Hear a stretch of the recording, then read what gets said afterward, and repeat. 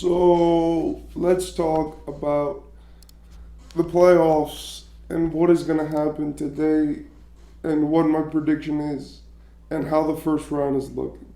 So today we have the last game of the playoffs and it is the Orlando Magic, well, not of the playoffs, of the playoffs first seed, which is the Orlando Magic versus the Cleveland Cavaliers. Basically, these two teams have been the only team in the first round to go to 7 games. There have been a few series which went to 6, like the Pacers, Clippers, and the Knicks series. There are a few series which went to 5, like the Denver series and the Celtics and Heat series. And there are actually quite a few series which were sweeps, which were the Thunder Pelicans and the Timberwolves Suns. So in all these series, there's only been one which went to 7, and already the other rounds are already being played, right? And we could see the fact that already, like Minnesota Timberwolves versus the Nuggets is already starting because since they got their matchups out of the way so quickly, then they could start their matchup much faster than the other teams, right? Tomorrow we have the Knicks versus the Pacers being a matchup, and the Nuggets versus the Timberwolves the second game. And really, the playoffs are moving swiftly right now. But what we're waiting for is for this matchup between the Cavs and the Magic. They're facing off today, and this matchup is going to determine who the Celtics face. Now, I'm not going to tell you it's the biggest matchup of all time because if we're being 1,000% honest, the Celtics are I want to say a bad word, but they are a really tough team, right? They're really tough. They consistently have their moments, and they're the toughest team to beat in the league. And with the Celtics being so strong, the Cavs or the Magic actually doing any real damage towards them is kind of just like a dream. The fans hope that they get on to the second round, but I think that it's the implications of what will the teams do if they win or lose that really matters about this series. Because look, if the Cavaliers lose, I think that they're rebuilding.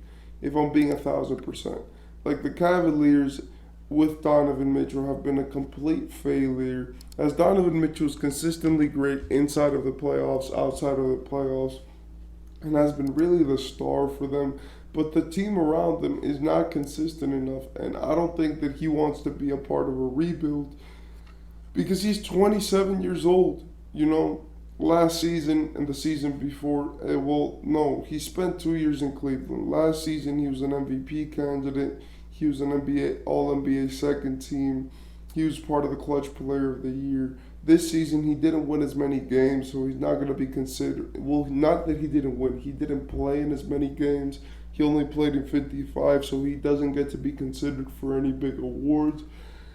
But he still played great. He got about 27 points, 6 assists, 2 steals, a block, half a block, and he shot well from the field and from 3. And in the playoffs, he stepped up his game a lot from the field. From 3, it's obvious that they've been guarding him, and they always do in the playoffs with Donovan Mitchell.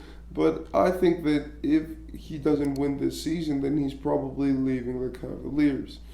The reason why is because when you can't put around a person the appropriate tools which they need to succeed, it kind of becomes difficult to stay in that team. Donovan Mitchell has been wanting to compete for a championship for his entire career, but we've never really been able to see him be in that championship environment because of the limitations that they have placed on him. Like, he doesn't have a competent point guard because even though Darius Garland is great, it seems like he fell off of a cliff from last year to this season, right? And it seems like then for the center positions, Evan Mobley is still developing. And alongside Jared Allen, they play a completely different game when they're together than when they're apart. So, what I think is like we should probably give these teams time. We should probably have them be, in their own space.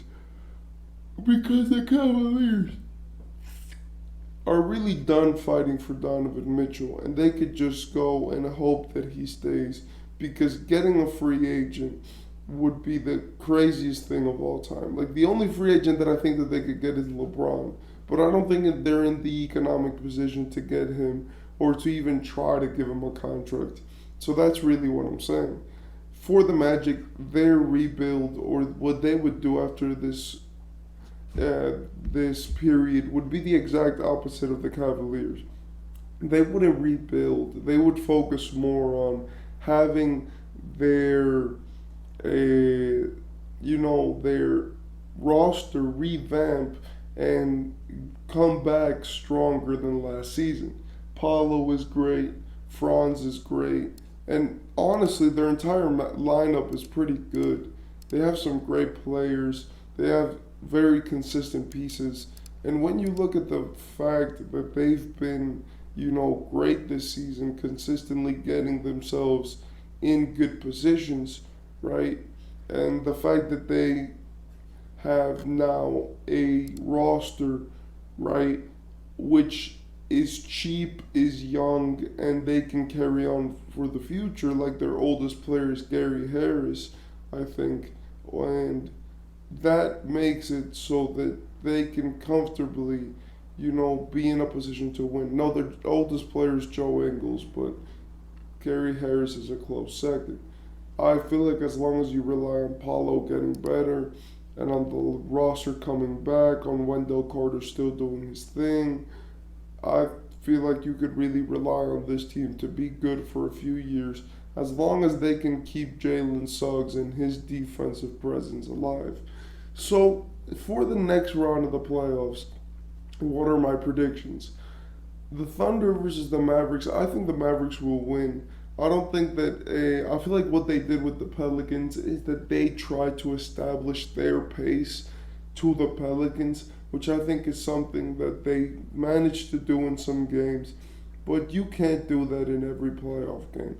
Like, yes, they're still going to score more points, and that we know, but with the Mavericks' physicality, with their centers that they have, and with the fact that they have Luka and Kyrie, there is no way that the Thunder win, in my opinion.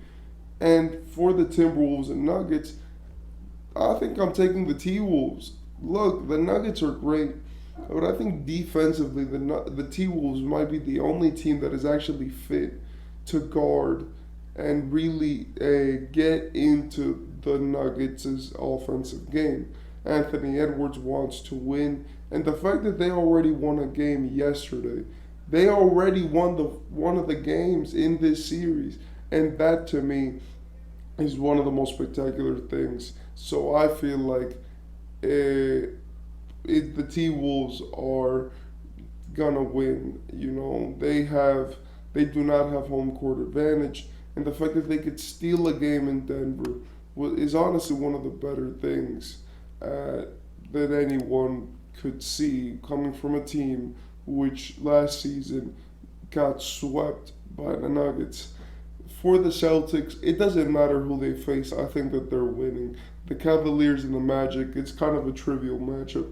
I think the Magic would pose a greater threat because of defense, but I think the Cavaliers could score and could keep the score close with the Celtics, but I don't think that it matters. I don't think that the Celtics are choking. And for the Pacers and the Knicks, I'm taking the Knicks, which would be pretty interesting to have if all my predictions come true, then that means that one of the champions would be a champion which hasn't won anything in a substantial amount of years.